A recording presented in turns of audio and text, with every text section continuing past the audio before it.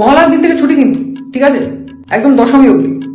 একবারে লক্ষ্মী পুজোর পর তোরা আয়, ঠিক আছে, লক্ষ্মী পুজোর পর না, মানে লক্ষ্মী পুজোর কিছুদিন পরে তো কালী পুজো চলে আসে, তাহলে কালী পুজোর পরই আয়। আমার কাছে তোদের মধ্যে সবচেয়ে বেশি প্যান্ডেল যে ঘুরবে তাকে আমি প্রাইজ দেবো, ঠিক আছে? নোট করবি, যে যে প্যান্ডেলে ঘুরছিস নোট করবি, 1 2 3 4 এরকম করে, ওকে? এই যে পুজো আসছে আসছে ব্যাপারটা, এরকম সময় যেসব জায়গায় প্যান্ডেল হয় প্যান্ডেলের সামনে যাবি। বাঙালি প্রথমবার বাস দেখে আনন্দ পায়, ব্যাপারটা বোঝ, ওটা ফিল করতে হবে যে বাস দেখেও তোর আনন্দ পাচ্ছিস। বলছিলাম যে পুজোয় কারোর হলো নাকি, মানে আজকাল তোদের ভাষায় কি বলে না, ওই ফিল্ডিং সেট হলো নাকি, ফিল্ডিং সেট? হ্যাঁ, এই না বুঝলি তো, লক্ষ্মী পুজোর পর আয়, হ্যাঁ লক্ষ্মী পুজোর পর আয়, কারণ মাইনেটা ইম্পর্টেন্ট আমার জন্য। এই যে শান্তনু আর মৈনা আমাদের টপার মহাশয়গণ, দশমীর পরে টুকটুক করতে করতে আমার বাড়িতে চলে আসবি না, স্যার পড়বো পড়বো, খুব খারাপ হয়ে যাবে কিন্তু।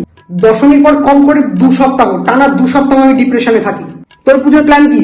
আমি তো মামা বাড়ি চলে যাবো। আচ্ছা বাহ, তোর পুজোর প্ল্যান? স্যার আমি তো পাহাড়ে যাচ্ছি।